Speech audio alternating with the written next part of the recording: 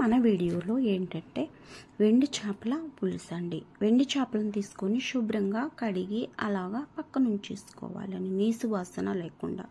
అలాగే ఫ్యాన్ పెట్టి ఆయిల్ వేసి మనం ఆయిల్ను వేడెక్కనివ్వాలండి. ఆయిల్ వేడెక్కిపోయినాక వాటిలోకి మనం తీసుకున్న వెండి చేపలను వేయాలండి.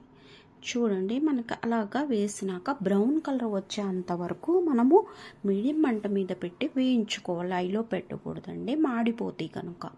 అలాగా వేగినాక బ్రౌన్ కలర్ వచ్చేంత వరకు వేగిపోయిన వాటిని తీసి ఒక ప్లేట్లోకి మనం తీసుకోవాలి. తీసుకున్న తర్వాత మనం అదే ఆయిల్లో సన్నగా తరుక్కున్న ఉల్లిపాయ ముక్కలను కూడా వేసి మనము వేగనివ్వాలండి.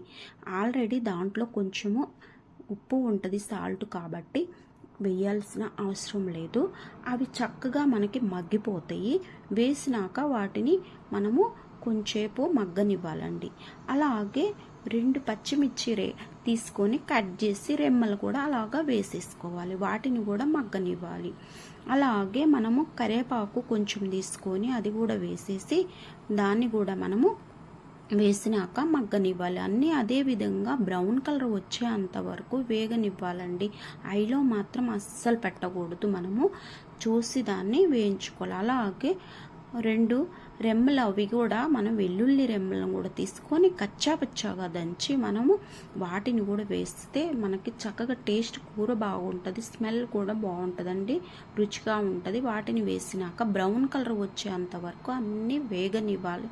అలాగంటూ రావాలండి. ఏంటంటే కూర రుచిగా ఉంటుంది, మనం ఉల్లిపాయ వేసిన ఫీలింగ్ ఉండదు, గ్రేగా కూడా వచ్చింది. అలాగే టమాటా ముక్కలని పెద్ద సైజు తీసుకొని సన్నగా తరుక్కొని వాటిని కూడా వేసి అంతా కలుపుకొని మగ్గనివ్వాలి. జస్ట్ ఒక 10 నిమిషాలు మగ్గనిస్తే మగ్గిపోయింది. అలాగే మనం తీసుకున్న చేప ముక్కలను కూడా వేసి వాటిని కూడా కలిపి అలాగా కలిపేసి మగ్గనివ్వాలి. అదే విధంగా అన్నీ కలిసిపోయి మగ్గిపోయినాక ఒక 1/2 స్పూను పసుపు వేసేయాలి. మనకు సరిపడా సాల్ట్ వేయాలి. వేసి కలిపేసి మనం మగ్గిపోయినాక మనకి టేస్ట్కి సరిపడా కారము వేసుకోవాలండి. స్పైసీని బట్టి వేసుకోవాలి. ఎక్కువ కారం కావాలంటే వేసుకోవచ్చు, తక్కువ అంటే వేసుకోవచ్చు. చూసి వేసుకొని మనం కొంచెం కాస్త ఎక్కువ వేస్తేనే రుచిగా ఉంటుంది. వేసి మగ్గనివ్వాలి.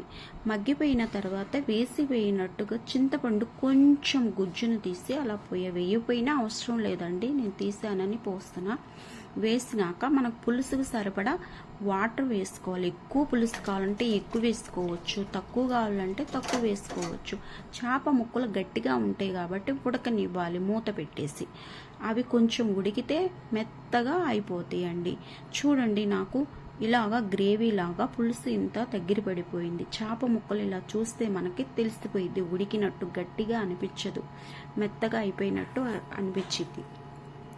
చక్కగా ఈ విధంగా మనకి ఉడికిపోయినాక లాస్ట్ కొంచెం కొత్తిమీర చల్లుకొని మనము దాన్ని అంతా కలుపుకొని స్టవ్ ఆఫ్ చేసి ఒక ప్లేట్లోకి మనం తీసుకోవాలి. చక్కగా మనకి చూడండి గుజ్జులాగా గ్రేలాగా కూర కొంచెం వేసిన అన్నంలోకి బాగా కలిసిపోయి బాగుంటుందండి. చేప ముక్కలన్నీ మనకు గట్టిగా లేకుండా మెత్తగా ఉడికిపోయి బాగా రుచిగా కూడా ఉంటుందండి. కొంచెం వేసిన అన్నంలో బాగా కలిసిపోయిద్ది, అంత గ్రేగా మనకి ఉంటుంది. చూడండి మెత్తగా ఎలా అంటే చేప ముక్క ఎలా ఉడికిపోయి ఉన్నదో ఒకసారి ఇదే విధంగా చక్కగా మనం సింపుల్గా టేస్టీగా మనం నీసు వాసన లేకుండా చక్కగా వండుకోవచ్చండి. చూసారా ఫ్రెండ్స్? నచ్చిందా? నచ్చితే లైక్ చేయండి, షేర్ చేయండి, కామెంట్ చేయండి.